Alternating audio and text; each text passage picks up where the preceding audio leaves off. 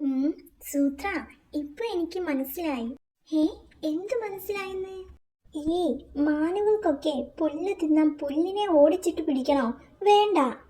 അതുപോലെ ഈച്ചയ്ക്കും കിളികൾക്കുമൊക്കെ തേൻ കുടിക്കാൻ പൂവിന്റെ പിന്നാലെ ഓടണോ?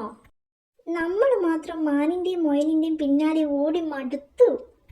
ഹും, വല്ല പുല്ലും പഴവും എല്ലാം തിന്നു ശീലിച്ചാൽ മതിയായിരുന്നു.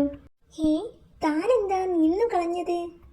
അല്ല, കിളികളും വണ്ടുകളും ഒക്കെ പൂവിൽ വന്നിരുന്ന് തേൻ കുടിക്കില്ലേ? അത് തന്നെ ഐഡിയ.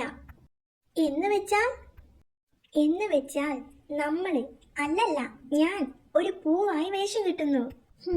നടക്കുമോടോ?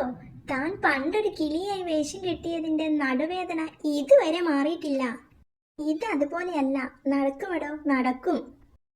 സൂത്ര, ഈ ഇലകളിലൊക്കെ കരടിച്ചേട്ടൻ കളർ അടിച്ചു തന്നിട്ടുണ്ട്. ഇനിയെല്ലാം ക്ലീൻ ആയിട്ട് ഒട്ടിക്കണം. ശരു, ഞാൻ ഈ വെള്ളത്തിലിറങ്ങി നിൽക്കാം, താൻ ഒളിച്ചോ.